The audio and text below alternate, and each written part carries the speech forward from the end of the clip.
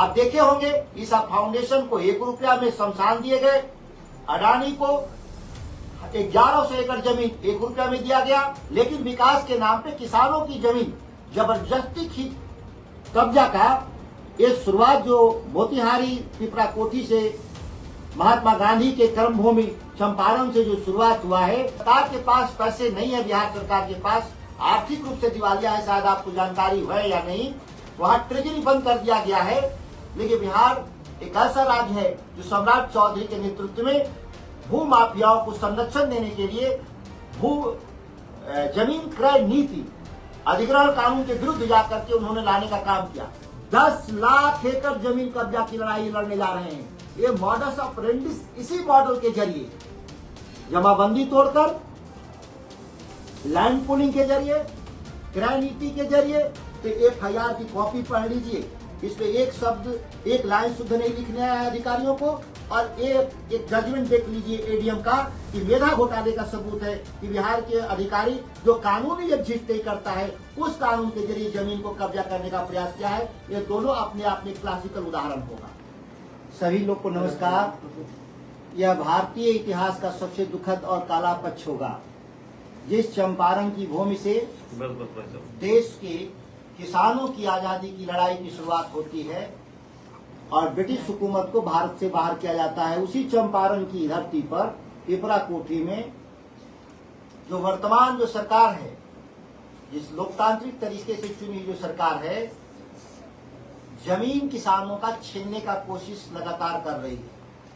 ये अपने आप में हास्यास्पद और चौंकाने वाला विषय है। जिस जमीन की जमाबंदी 96 साल पहले अंग्रेजी हुकूमत के जमाने में गरीब किसानों को मिला हुआ था, उसको एक अवैध फैसले के जरिए उसको रद्द करने का जमाबंदी का कोशिश किया जा रहा था। जिस जमाबंदी रद्द के खिलाफ किसानों की एक महापंचायत में सांसद के तौर पे, एक प्रतिनिधि के तौर पे मुझे आमंत्रित थे। जब मैंने गया तो आश्चर्यजनक जो घटना स्थल है, वहां पर एक सभा हमने किया और सभा के बाद एक सांकेतिक रूप से किसानों के साथ उस खेत की जुताई करने का हमने काम किया।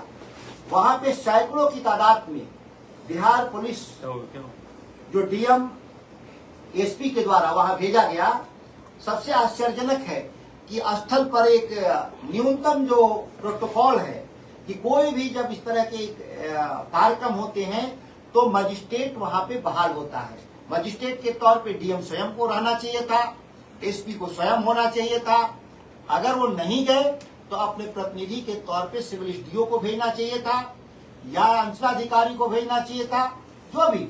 लेकिन आश्चर्यजनक है, पुलिस सैकड़ों की तादाद में है और मजिस्ट्रेट वहां से नदारत है, क्योंकि किसी जमीन को जोतने का अधिकार पहला हक किसानों को है।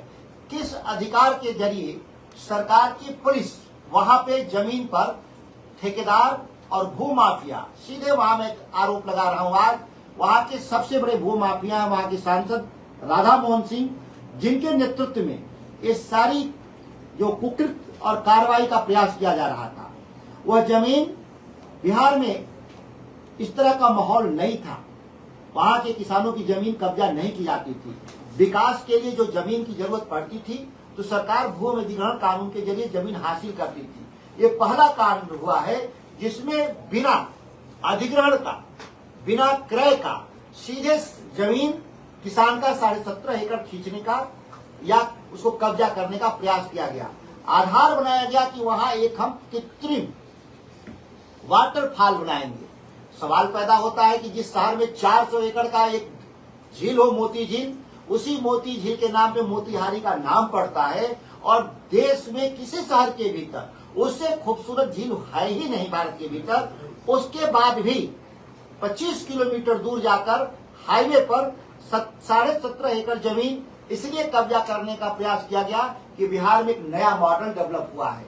आप देखे होंगे इस फाउंडेशन को 1 रुपया में शमशान दिए गए, अडानी को 1100 एकड़ जमीन 1 रुपया में दिया गया। क्योंकि सरकार के पास पैसे नहीं है, बिहार सरकार के पास आर्थिक रूप से दिवालिया है, शायद आपको जानकारी है या नहीं, वहां ट्रेजरी बंद कर दिया गया है, वहां पे आर्थिक रूप से दिवालिया सरकार हो गई है, तो उसको जमीन खरीदने की, अधिग्रहण करने की कैपेसिटी नहीं है। लेकिन विकास के नाम पे किसानों की जमीन जबरदस्ती कब्जा का ये शुरुआत जो मोतिहारी पिपरा कोठी से महात्मा गांधी के कर्मभूमि चंपारण से जो शुरुआत हुआ है वो बिहार के लिए अनोखा है। और इस तरह का पूरे बिहार में हजारों की तादाद में पुलिस बल की तैनाती की जा रही है विभिन्न जगहों पे। इस तरह की घटनाएं सेटेलाइट शहर के बसाने के नाम पे वो लैंड पूलिंग का एक स्कीम लाया जिसमें भी पैसा सरकार नहीं देना चाहती, या इंडस्ट्री लगाने के लिए। बिहार के विकास के लिए कोई विरोधी नहीं, हम सभी लोग तत्पर हैं, लेकिन उसकी कीमत जो प्राइवेट कंपनी है, सरकार जो काम करना चाहती है उसको देना ही होगा। यह देश का कानून कहता है। भूमि अधिग्रहण कानून 2013 यह देश के लिए सर्वमान्य कानून है, वो उसको बिना बदले आप कर ही नहीं सकते। लेकिन बिहार एक ऐसा राज्य है जो सम्राट चौधरी के नेतृत्व में भू माफियाओं को संरक्षण देने के लिए जमीन क्रय नीति अधिग्रहण कानून के विरुद्ध जाकर के उन्होंने लाने का काम किया। वहां पर यह भी नहीं लागू हुआ, यहाँ पे सीधे सीधे जमाबंदी को खारिज कर दिया गया कि ब्रिटिश काल में जो किसानों को जो जमीन मिला था उसको हम नहीं मानते। इस तरह का व्यवहार और बयान सरकार के द्वारा ये कानून विरुद्ध है। हाई कोर्ट लगातार कह रहा है कि आप 60 साल पुरानी जमाबंदी को नहीं तोड़ सकता। सुप्रीम कोर्ट इसमें पहले ही क्लियर कर चुका है कि किसी भी परिस्थिति में टाइटल डिसाइड करने का अधिकार राज्य सरकार के अधिकारी को नहीं है, यह कोर्ट को अधिकार है। अगर बिहार सरकार को लगता है कि कोई जमीन उनकी है और 60 साल पुरानी है तो उनको जाना चाहिए था सिविल कोर्ट में। सिविल कोर्ट नहीं जाते। एडीएम मुकेश कुमार सिन्हा सीधे सीधे 85 दिन के भीतर नोटिस करना, सुनवाई करना, जमीन की जमाबंदी तोड़ देना और कब्जा कर लेना। और जब किसान जब जाते हैं विरोध दर्ज करने 22 जून को, जब वो कब्जा करके 23 जून को जाते हैं तो लाठीचार्ज करता है किसानों पर। 38 किसानों को एफआईआर दर्ज करता है, दर्जनों लोग को जेल भेज देता है। जब किसानों का बुलावा हुआ एक सांसद के तौर पे और किसान एक परिवार के नाते जब मैं 3 जुलाई को जाता हूं तो देखने वाली घटना हतप्रभ करने वाली है। मेरे पर एफआईआर है। आश्चर्यजनक रूप से सरकारी कार्य में बाधा, लेकिन एफआईआर कौन दर्ज करता है? सरकारी अधिकारी नहीं, एक कर्मचारी नहीं, ठेकेदार का वहां का जो मुंशी है उसके वो दर्ज करता है गैरकानूनी तरीके से। आश्चर्य है कि सरकारी कार्य में बाधा सरकारी कर्मचारी दर्ज करता है। मेरे मामले में कौन दर्ज करता है एफआईआर? ठेकेदार का मुनीब, मतलब भू माफिया से कैसे सरकार मिली हुई है।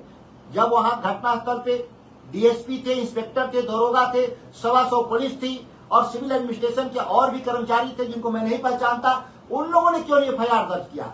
दूसरा क्या आरोप लगाया मेरे पर कि वो कहा कि हम गला दबा के मारने का प्रयास कर रहे थे। भाई इसके लिए तो वहां सैकड़ों मीडिया कर्मी थे, जैसे आप यहाँ हैं, इनसे ज्यादा तादाद में वहां मीडिया कर्मी थे। फेसबुक लाइव चल रहा था और 125 पुलिस अधिकारी हाथ में दही जमा था। उन्होंने क्यों नहीं वीडियो बनाया कि हम किसी का जान मारने का प्रयास कर रहे हैं? तीसरा आरोप क्या है? हमने 35,000 पॉकेट मारी किया। ठेकेदार के पॉकेट से हमने 35 देश का एक सांसद आंदोलन में जाकर ठेकेदार के पॉकेट से हजारों की तादाद में जहां मीडिया और फेसबुक लाइव है वहां हमारे पर आरोप लगाया जाता है। यह हतप्रभ करने वाला स्थिति है। क्या बिहार के भीतर और देश के भीतर किसानों के साथ खड़ा होना गुनाह है? माननीय स्पीकर महोदय से मैं आज मिलूंगा। ये विशेषाधिकार का मसला है। आंदोलन में जाना क्या गुनाह का काम है? और जो आरोप अधिक से अधिक हम पर सरकारी कार्य में बाधा का लगाया जा सकता है, मैं इसे डिनाई नहीं करता हूं, लेकिन हत्या करने का आरोप, हत्या का करने का प्रयास का आरोप और पॉकेटमारी का आरोप, इससे तो देश में कोई आंदोलन नहीं चलेगा। हम जंतर मंतर पे भी कल जा सकते हैं, देश के अन्य हिस्सों में भी। तो क्या इस तरह का पुलिस और सैकड़ों की तादाद में? उसके बाद मैं डीएम से मिला हूं और डीएम से मिलने के बाद वो वहां पे सौरभ कुमार यादव वहां पे डीएम है, सौरभ सुमन यादव डीएम है। आखिर उनके हम कार्यालय गए इस आंदोलन के बाद। अगर हम गुनाहगार थे तो मुझे गिरफ्तारी क्यों नहीं हुई? उसके बाद हमने प्रेस कॉन्फ्रेंस किया तो क्यों नहीं गिरफ्तारी हुई? 8:30 बजे रात को ये घटना, जो आंदोलन है, भाषण और खेत जुताई, ये 12:30 बजे दिन का है। कौन ऐसी परिस्थिति थी कि 8:30 बजे रात को एफआईआर दर्ज किया जाता है? जो एफआईआर का समय जो निर्धारित किया गया है, मेरी जानकारी में एफआईआर दूसरे दिन किया गया, क्योंकि कोई भी सरकारी कर्मचारी जब एफआईआर करने से मना कर दिया, डीएम और एसपी जो है वहां पे स्वर्ण प्रभात, वो मैं धन्यवाद देता हूं बिहार के उन सरकारी कर्मचारियों को जो कलेक्टर और डीएम से नीचे थे, जिनकी संख्या जिला मुख्यालय से लेकर आंदोलन के स्थल पे 500 के करीब था। एक भी व्यक्ति इन लोगों को नहीं मिला जो मेरे खिलाफ एफआईआर दर्ज कर सके। यह मैं उन लोगों को बहुत बधाई देता हूं, धन्यवाद देता हूं। सत्ता में बैठे हुए लोग को सोच लेना होगा, समझ लेना होगा कि शीर्ष पर जो भी आप गंदगी फैलाना चाहते हैं, लेकिन नीचे आपका समर्थन हासिल नहीं है। और वहां तो मीडिया के भी लोग थे भारी तादाद में, सारे न्यूज एजेंसी के थे। आप उनसे वीडियो मंगा के देख ले कि हमने ट्रैक्टर जुताई के अलावा दूसरा कोई काम किया हो। भाषण मैंने दिया और ट्रैक्टर से जुताई किया। भाई हम तो किसान हैं, हम तो टैंक नहीं चलाने आता, हमको तो तोप नहीं चलाने आता, हमको ट्रैक्टर चलाने आता है, मैं किसान हूं, हमें ट्रैक्टर से जुताई किया। यही मेरे पर आरोप, इससे ज्यादा नहीं लगाया जा सकता। प्रधानमंत्री जी मोदी जी अमित शाह जी से जरूर अनुरोध करेंगे कि जो आपने सरकार बनाया है वह एक लुटेरी सरकार है बिहार, जिनको आपने मुख्यमंत्री नियुक्त किया है, और नीचे के अधिकारी बेलगाम हो चुके हैं। और बिहार में यह 17.5 एकड़ की जमीन की लड़ाई नहीं है। आप मीडिया बंधु से मैं बता देता हूं, 10 लाख एकड़ जमीन कब्जा की लड़ाई लड़ने जा रहे हैं। ये मॉडस ऑपरेंडिस, इसी मॉडल के जरिए जमाबंदी तोड़कर, लैंड पूलिंग के जरिए, क्रय नीति के जरिए और जबरदस्ती कब्जा, ये 4 मॉडल। और भूमि अधिग्रहण कानून जो 2013 का है उसको बिहार में निष्प्रभावी लोगों ने कर दिया। और 10 लाख एकड़ जमीन, और क्या करेंगे जमीन का? खेती नहीं करेगी सरकार, वो जमीन दे रही है 1 रुपया बंदोबस्ती पर, वाटर पार्क बनाने के नाम पर, क्या कह सकते हैं कि शमशान घाट के नाम पर, और इसी तरह के चीजों को लेकर के ये जमीन को लूट करके लोगों को दे देना चाहते हैं। ये बांका में भी इसी तरह की समस्या खड़ी हुई है। मैं 14 तारीख को बांका जा रहा हूँ, 1200 एकड़ जमीन वहां कब्जा किया जा रहा है। अभी भी बिहार का किसान कह रहा है कि आपको जितना जमीन चाहिए मिलेगा, लेकिन भूमि अधिग्रहण कानून में पैसा देकर। मुफ्त में अगर जमीन कहीं मिलता हो तो मुझे दिल्ली में 1 कट्ठा कोई दिलवा के दिखा दे। अगर सब लोग बड़े बनते हैं, देश के प्रधानमंत्री, गृह मंत्री और सम्राट चौधरी, तो मुझे केवल 1 कट्ठा जमीन पटना में या दिल्ली में मुझे मुफ्त दिलवा के दिखा दें। जब मुफ्त में शहर में जमीन नहीं है तो गांव का किसान क्यों मुफ्त देगा, जो हजारों साल से उस जमीन पर उसकी जीविका चली, केवल अपना ही पालन पोषण नहीं किया, समाज का, जो शहरों में उनके लिए भी अनाज, दूध, फल सप्लाई देने का काम किया। आज उन पे जो आफत आई है बिहार के भीतर, आज जो उनके साथ खड़ा होने वाले हमारे जैसे जनप्रतिनिधि, सांसदों को भी धमकाया बिहार में जा रहा है। एक नए मॉडल की सरकार है। मैं माननीय स्पीकर महोदय से मिलकर विशेषाधिकार नोटिस वहां के डीएम, वहां के एसपी और पदाधिकारियों के खिलाफ मैं लाऊंगा और बताने का काम करूंगा कि किस तरीके से अवैध तरीके से एफआईआर दर्ज किया जा रहा है। मैं साक्ष्य के तौर पे आप लोग को एफआईआर की कॉपी भी मैं दे देता हूं। और ये जो डीएम का, जो एडीएम का ऑर्डर है जमीन कब्जा का, वो भी आप देखिएगा कि जो कानून ही नहीं है बिहार में, जमींदारी उन्मूलन कानून, उस कानून के जरिए भूमि को कब्जा किया। अद्भुत आदमी है, कानून का भी पढ़ते नहीं। बिहार में पेपर लीक का हम लोग हमेशा कहते थे, मेधा घोटाला का उदाहरण देखना है तो एफआईआर की कॉपी पढ़ लीजिए। इसमें एक शब्द, एक लाइन शुद्ध नहीं लिखने आया अधिकारियों को। और एक जजमेंट देख लीजिए एडीएम का कि मेधा घोटाले का सबूत है कि बिहार के अधिकारी जो कानूनी एग्जिस्ट नहीं करता है, उस कानून के जरिए जमीन को कब्जा करने का प्रयास किया है। ये दोनों अपने आप में क्लासिकल उदाहरण होगा। मैं साथियों से कोई सवाल होगा तो आप हमसे पूछ सकते हैं। राधा मोहन सिंह की क्या भूमिका है इसमें? क्योंकि उनके ही लोकसभा के भीतर और उनके ही जो ठेकेदार हैं जो उनके साथ रहते हैं, उनको वो कब्जा कराने के लिए एड़ी चोटी लगाए हुए हैं। वो पूरा जिला प्रशासन से लेकर मुख्यमंत्री तक को प्रभावित करने का कोशिश कर रहे हैं कि हमको और मेरे साथ सारस्वत गौतम जी, सुबोध राय जी और 28 लोग की गिरफ्तारी की जा सके, इसके लिए वो अथक प्रयास कर रहे हैं। मोतिहारी जिला के सबसे बड़े भूमाफिया का नाम अगर है तो राधा मोहन सिंह। अगले सत्र में दस्तावेज के साथ मैं सभी लोग को दिखाऊंगा कि कितना जमीन उन्होंने कब्जा किया है वहां पे। वहां की सेंट्रल यूनिवर्सिटी वो इसलिए नहीं बनने दे रहे हैं, 13 साल पुराना, वो चाहते हैं कि उनका जो खरीदा हुआ उनके लोगों के द्वारा जो जमीन है दूसरे जगह नदी के किनारे वहां शिफ्ट किया जाए, इसीलिए 13 साल से सेंट्रल यूनिवर्सिटी मोतिहारी का आज तक नहीं बना। ऐसे भूमाफिया लोग बिहार में राजनीति में सक्रिय हैं।